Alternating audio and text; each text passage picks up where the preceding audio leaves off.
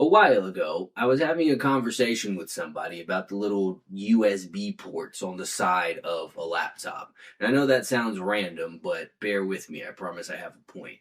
Anyway, so what he was telling me was that if I'm frequently plugging or unplugging things into those various USB A, USB C, whatever the fuck ports, then I should get this little device. I don't know what it's called, but basically what the device does was it plugged into the USB port and you would keep it there all of the time so that when you plugged something in, you weren't plugging it directly into the computer, you were plugging it into the device. And the reason for this was because apparently if you frequently plug things and unplug things in the computer, it can fuck up the little ports, break the little things on the inside, and then you have to get a new computer.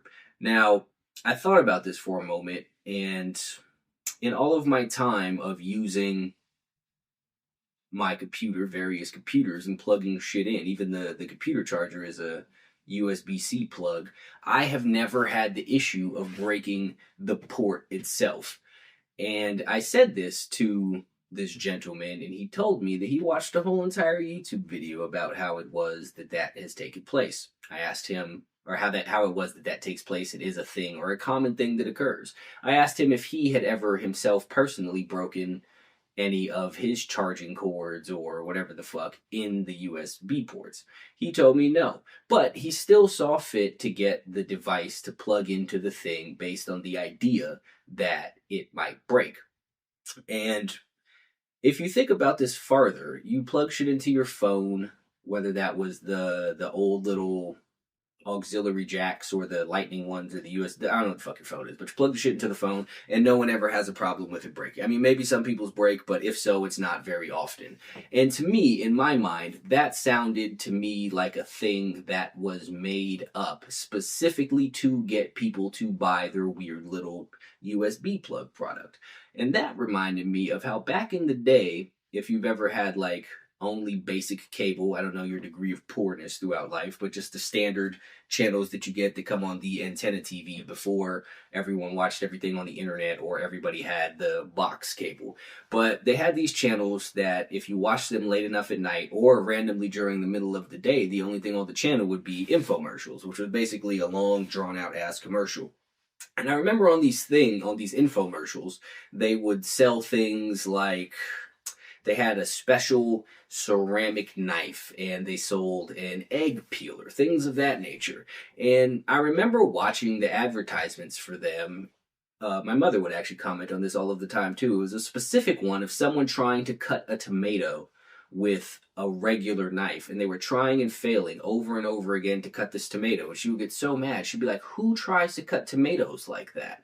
But the person in the commercial was incredibly inept and could not figure out how to cut a tomato with a standard run-of-the-mill store-bought knife. They had the same thing with the people trying to peel the eggs in the advert for the egg peeler. People try to crack open the eggs or peel the shell off, and the whole entire egg would fall on the floor. They'd break the whole shit, and then they would give up in frustration. Something like that would happen with all the things. There was one thing I remember called a slap chop, where it's like a little cylinder thing. You smack the top of it with like a bunch of little blades in the middle to cut up vegetables, or I don't know what the fuck else you're supposed to cut with it, quite honestly. I don't remember it being used to cut vegetables. But you had the slap chop. It was supposed to make cutting vegetables super easy because according to the demonstration of the person cutting the vegetables, it was a daunting and arduous task, unfit for standard tools. And your slap chop would make the job not only so much easier, but even feasible to begin with, at least according to the commercial. Now, all of these things were products that people had created but didn't necessarily know how to market because they were as a whole superfluous. You don't need an egg peeler. You could peel an egg with your fucking hands. Regular knives cut tomatoes and bread, and regular knives cut vegetables as well. But these people decided to make it look like cutting tomatoes with a regular knife was a damn near impossible task. So there was, it probably still is, a large subsection of people who saw those commercials And they themselves never before had a problem with cutting tomatoes. They never had a problem peeling eggs. They never had a problem cutting vegetables. If they did that to begin with, who the fuck knows? But the point is, they never had a problem with it before they saw this commercial. And then they saw the commercial of the people on TV and thought, wow, that really is a difficult task. In order to make my life better, I need a slap chop. I need a special ceramic tomato knife. I don't know what the fuck it was for specifically, but I need a special knife. I need an egg peeler because otherwise there's no way to enjoy my delicious hard-boiled eggs because I lack the necessary dexterity to peel eggs as nature intended. It's impossible for regular people. So they went out, they called these numbers, got out their credit cards, went to the as seen on TV store in the mall, whatever the fuck time it was that they saw it, and they bought these various devices that were sold to them as a way to make their life easier. But really, all that they did was create a problem so that they could sell a solution to it. And if you look out in the world, you will see that a lot of supposed problems are only framed as problems so that people could buy the solution to them. Everything that you were told is some sort of difficult task is not a difficult task. You're just being told that it's a difficult task because people have a solution to provide to you for it. Even taking it a step farther, if you look at the concept of real estate agents, the real estate agents are in no way a necessity, but because they are present, their only job exists as a middleman between a seller and a buyer, they make it appear as though they are a necessary part of the transaction because it's too complicated for you to figure out. It's too difficult for you to figure out all of this shit without them. But I have years of experience in real estate, and that's not true whatsoever. It is actually a relatively straightforward process that anyone can do. But the existence of the agents has made you think that the agents are a necessity. So a lot of the economy, whatever it is that you would like to call it, is built on the creation of problems in order to sell solutions. And what that makes me think of is everyone's favorite thing, which is mental health medications. And I know a lot of people take issue with that as a whole, but that's because they are married to their excuses. And a lot of these things give them excuses to not do better, to not try harder, to not improve themselves, to not act in ways that they should actually be acting, or to subvert people's expectations of them. But that is an entirely different topic. The point that I'm making here is the pharmaceutical industry as a whole, like any other industry, like the automobile industry, it doesn't exist to provide people vehicles. It exists to sell vehicles. So it's in the best interest of the automotive industry to have people continuously buying cars. One of the reasons that cars aren't built to last forever and they come out with new models every single year. Because if everyone buys a car one time and they're good forever, well, then the industry will go out of business, as will literally any other thing that requires you to purchase something. If you're not going to purchase something on a continual basis, then all of those industries would be incredibly short-lived. So it would stand to reason that the same exact thing is true of the pharmaceutical industry. The pharmaceutical industry makes drugs to help you with various illnesses, various problems, whatever the case. But if they could make a pill that would cure all of your illnesses, people think that there would be a lot of money in doing that. But in fact, the opposite is true, because the more that people need to take drugs, the more that they're going to spend on the drugs. If you could take NyQuil once and it would get rid of your cold forever, then Vicks, I believe is the company who makes NyQuil, would eventually go out of business, because what the fuck else are you going to do? You took their shit one time? No. So even if they could make it work one time forever, it wouldn't be in their best interest to do so. So it's in their best interest that you continuously take this thing. It works for 12 hours, you gotta take another dose, whatever the fucking case may be. Whether that's a limit of technology or design, it doesn't matter. Either way, the design would be the smarter thing to do. So the problem with regular medicine is people only buy cold medicine when they have a cold.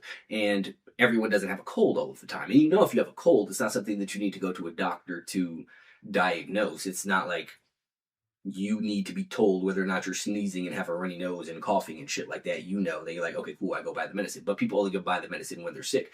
But if you can take regular things and convince people that it's a problem, in the similar manner kind of to brushing your teeth, and that you have to brush your teeth 2 times a day, or multiple times a day, however the fuck many, in order to prevent the bones in your mouth from decaying. So it's a thing that people are constantly doing. If you could take any other regular thing and make it seem like it's that same sort of thing, and the only way to fix that thing is for them to get your product, well, then you have a customer for life. So when you take something and you say, you're sad, and the reason that you're sad is because something is wrong with your brain, and the solution to that is to take the pills that we're selling. Our pills will fix your sadness. So everyone's sad, and you don't have to convince people that they're sad. You only have to convince people that them being sad is a problem, which is very easy to do because, as I stated earlier, people are naturally averse to effort. They don't like to try things. People want to be happy, but they don't want to do what it takes to be happy. So if you're not happy, it's because you're not doing something to make yourself happy. But no one wants to take that level of accountability, and very few people have that level of self-awareness to say that I am the architect of my own sadness. It's much easier and more pleasant to believe that I'm sad because something is wrong with me. So because something is wrong with you, because you are sad, therefore you need these pills. And these pills are of the nature that you have to continue taking them for the remainder of your life. And I know that it's pleasant and happy for people to think that the pills were created to solve the mental health problems, but that, in my personal opinion, is not the case. People, even if you look at the history of the SSRIs, the happiness pill wasn't intentionally invented. It was it was a byproduct of trying to make it for something else. And also, if you go look at the timeline of stuff around the time that which is Prozac I'm talking about, Prozac came out, is the time that they started more talking about shit like seasonal affective disorder. So what they thought is, we have a pill that makes you happy, so let's tell people that being sad is something that you need a pill to cure. And people, not liking to take responsibility, jump on top of it. So now every time something is wrong with someone, they go looking for drugs. They have a pill that helps you focus, so they tell you that not being able to focus is a result of something being wrong with you rather than something that you were doing. So you think all of these things are wrong with you, and your solution is these pills. And because it's something wrong with you, because it's your brain being wired non-traditionally, there's nothing you can do about your fucking brain wiring or your brain chemistry. It's just a fucking thing that exists. So because of the nature of what it's sold to you as, you infinitely need these pills. And if you take it a step further, when you go get a prescription for these pills, you go to a psychiatrist, whose sole job is to diagnose these disorders and provide medication for you. So if you go to a mechanic and the mechanic tells you that something is wrong with your car, on some level, everyone understands that the mechanic has a motive or a vested interest in something being wrong with your vehicle. They have the thing all the time when I talk about the mechanics trying to tell women that extra stuff is wrong with their car because they think that they don't know. So when you go to any sort of person who has a vested interest in you doing a thing, of course they're going to tell you that you need to do that thing. All real estate agents will tell you that the best investment is buying a house because they need you to believe that, because their whole entire business model is based on the fact that people need to buy homes and or sell homes to buy new homes. So just like if you go to a car dealership, they will always recommend that you get a new car, but you're not going to assume that you blanketly need a new car simply because a car dealer tells you that you need one. It's in their best interest for you to believe that you need to buy a new car so that they can sell you a new car and buy you a new car. So when you extrapolate this out and take it to the psychiatrist who spent hundreds of thousands of dollars to go to over a half-decade worth of schooling to figure out how different pills work, specifically so they could sit in an office and assign people pills, it would also stand to reason that because their career, all of the student loans that they have, their livelihood, their well-being is dependent on the idea that people need these pills. But people take these diagnoses from these psychiatric professionals as though they're like the word of God. But if you think about it even a little bit, any degree of common sense will tell you that it's in their best interest to prescribe you with something because they have diagnosed you with something. If they turned away 90% of the people that went there, well, then eventually you would realize that there's actually no point to them and they would be out of a job, or at the very least demand a much lower pay than they currently do, because very few people actually need their services. And these are all concepts and ideas that people are able to apply to different things. But when it comes to the idea of mental health and these various disorders, people seem to have some sort of block for whatever reason in their mind. They cannot reconcile the idea that all of that shit is just an extended marketing ploy to get people taking all of these things to turn people into infinite customers, and all of the people who are prescribing you these things have a vested interest. There's not the same degree of money from these various industries in telling people that you need to go work out and you need to eat right. There's not the same degree of money in telling people that if you have a problem in your life, you can sit there, you can figure it out. Well, what's making you sad? You're not happy with where it is that you are. You're not happy with what it is that you are doing. Those are all changeable things. But the problem with that is those things are not things that require intervention from the pharmaceutical industry or the psychiatric industry, which is functionally an extension of the pharmaceutical industry. People are unwilling to accept this thing. My personal belief on that is because they prefer the excuses. It's much easier to have a thing to blame than it is to blame yourself. It never feels good to say that I have fucked up my own life and that's why I'm feeling fucked up. But there is a lot of power in that accountability. When you're refusing to accept it, you're also rejecting the ability to change. If you think that some nebulous forces have randomly cursed you with all of these maladies, then there's nothing that you could do about it. You're just a victim to circumstances and random chance. But if you accept that it's a result of something that you've been doing, then you have the power to fix it. But again, on this other side, there's no money in that. And none of this is to say that the idea of being depressed or being anxious or even having some degree of ADD, ADHD, I don't know the fucking difference, don't honestly care. But it's not to say that none of these things exist, or that it's not to say that any of these things don't exist in some form. I'm simply saying that none of them exist as a disorder. If you're feeling depressed, it's because you're doing something wrong and or not doing something that you know to be right. It's a result of what it is that you're doing. It's your brain letting you know, hey, you are fucking up in your life in some capacity. You are slacking off or you are moving in the wrong direction. Either way, but both of those things are very fixable in the same way that if you're feeling anxious, anxiety is nothing but a amplified awareness of your own incompetence. People get anxious about stuff that's coming up because they feel like it's something that they're not going to be able to handle. This might happen, or this might happen, or this might happen. But the underlying thought behind every single one of those things is, I don't know what to do in that situation. So if you take what it is that you're feeling anxious about, you have a presentation coming up, you have, that's the only example I can think of right now for whatever the fuck reason. You have a presentation that you're feeling anxious about that's coming up, then the appropriate thing to do is not to take drugs so you don't care about it anymore. That's your brain telling you, hey, you're not as prepared as you should be. Because if you were more prepared, you wouldn't be feeling anxious like this. So you take that as your cue and you prepare more for said presentation. You go over all the shit that you need to say. You make sure your slides or whatever the fuck your presentation looks like is flawless. You make sure that everything that you're going to say is amazing and wonderful and well thought through and research to whatever degree it is that's necessary based on whatever it is that your field may be. I don't know, there's lots of variations. You understand the fucking premise of a presentation now. What you do is you make sure that you are as prepared as possible for that presentation, and that will alleviate that anxiety there for whatever the fucking case may be. It's always future based. It's always the idea that something is going to happen in the future and you're not going to be prepared for. It's not going to go well for you. And all of those, again, are a result of the fact that you were not prepared for this shit. You have to get dressed every single day. No one is anxious about the idea of getting dressed the next day because you personally are qualified and prepared to get dressed. You've been doing it your whole fucking life. It's absolutely nothing to worry about. But when it becomes something that's somewhat foreign to you, then the anxiety grows because you're not prepared for it. You're not used to it. You're not accustomed to it. And all of those things are very fixable simply by practice, simply by upping your various skill sets in whatever area of life. You have full control over those things. Same thing if you're not able to focus, it's because you've trained yourself to not be able to focus. You always get distracted looking at shit. People drive up the street now and can't go a mile without pulling their phone up. All of that's contributing to the fact that you can't do one thing and focus on one thing at a time. You can't even drive 10 minutes up the street without looking at your phone. You can't watch TV without scrolling through fucking Instagram or Facebook or whatever the fuck it is that you look on your phone. People always need to be doing multiple things. Or the same people who scroll through all of the TikTok videos. And I saw a statistic fact, whatever the fuck it is that you would like to call it, that the average view length of the average TikTok video is like 2-3 seconds. So people watch the thing for 2 seconds, it doesn't entertain them, boom, flip onto the next thing.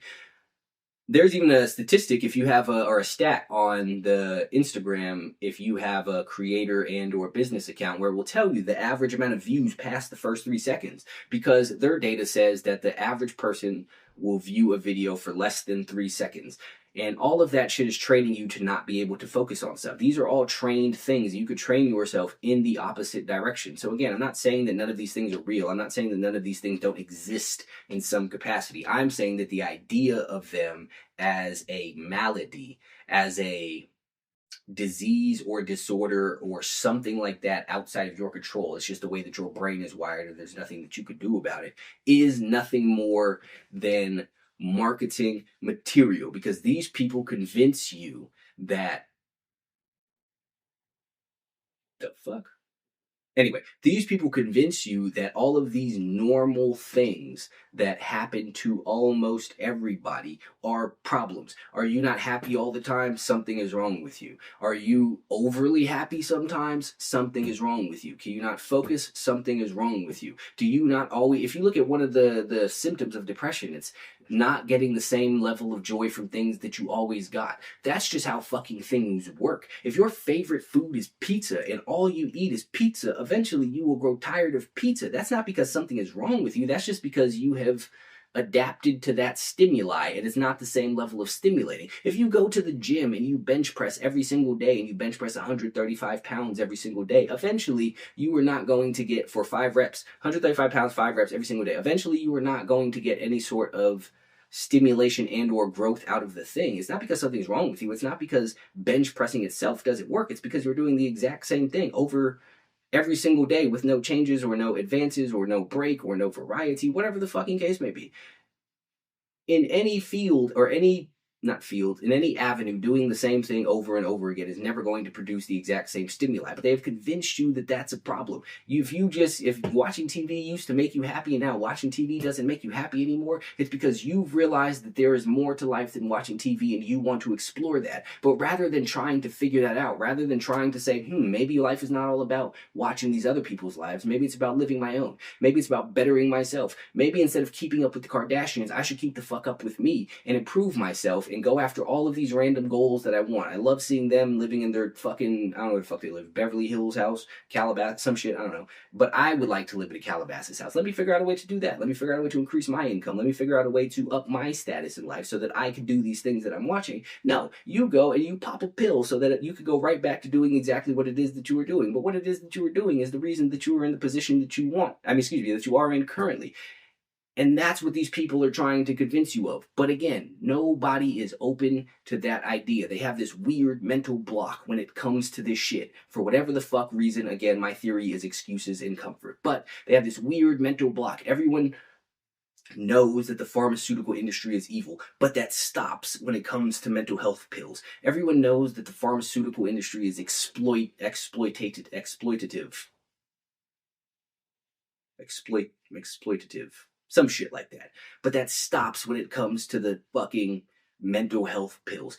There was a whole entire thing. There's documentaries all over Netflix, all over YouTube, all over where the fuck it is that you look about the opioid epidemic and how the pharmaceutical companies were giving people kickbacks, the doctors kickbacks to prescribe people pain pills that they don't need, that they also lied about the addictive nature of. But for some reason, they can't take that same thing and apply it to their precious fucking depression pills. And it is because they want a fucking excuse. Again, maybe you're depressed. Maybe you're anxious. Maybe you have ADD. Maybe you have whatever the fuck other letter combination or whatever it is that you would like to have. Maybe you suffer from feeling those ways. But it's not because something is wrong with you. It's because you're doing something wrong.